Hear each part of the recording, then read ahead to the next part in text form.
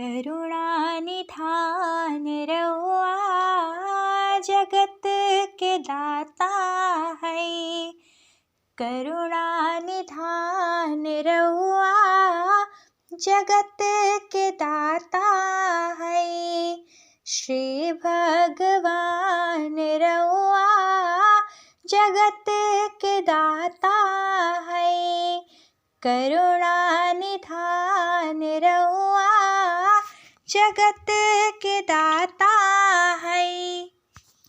मति के फेर देनी, मति के फेर देनी, विपत्ति के टेर देनी, विपत्ति के टेर देनी।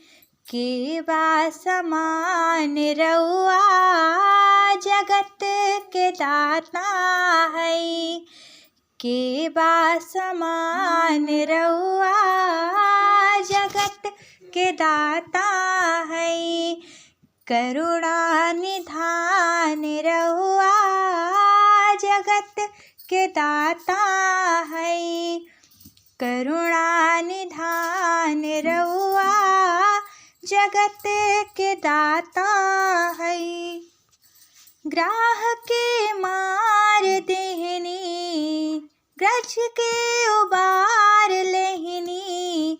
ग्राह के मार देहनी, गज के उबार लेहनी। जाने जहान रहुआ जगत के दाता है। जाने जहान रहुआ जगत के दाता है। करुणा निधान रहुआ जगत के दाता है।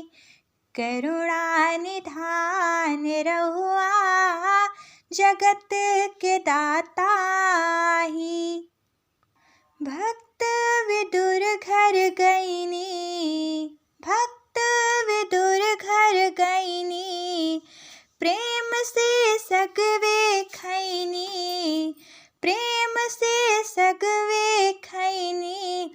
छोड़ के पकवान रहुआ जगत के दाता है।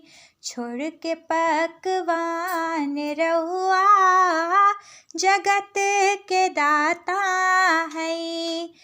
करुणा निधान रहुआ जगत के दाता है।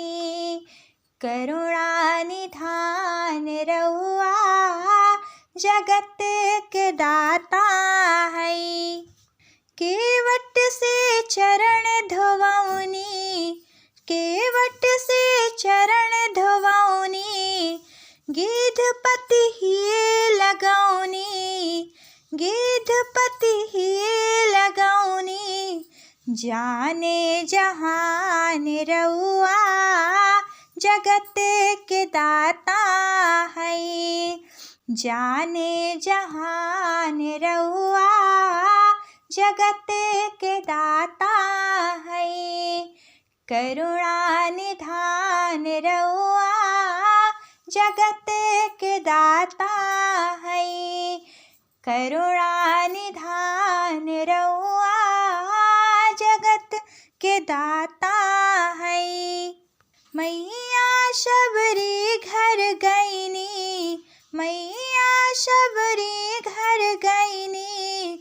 झूठे बैरन के खैनी, झूठे बैरन के खैनी। कई के बखान रहुआ जगत के दाता है। कई के बखान रहुआ जगत के दाता है। करुणा निधान रहुआ जगत के दाता है। करुणा निधान रहुआ जगत के दाता है। गावे लैदास गायत्री, गावे लैदास गायत्री। खींच के 3 गो चिकरी, खींच के 3 गो चिकरी, कैनी बुद्धिमान रउआ जगत के दाता है। कैनी बुद्धिमान रउआ जगत के दाता है। करुणा निधान रउआ जगत के दाता है। करुणा निधान रउआ जगत के दाता है।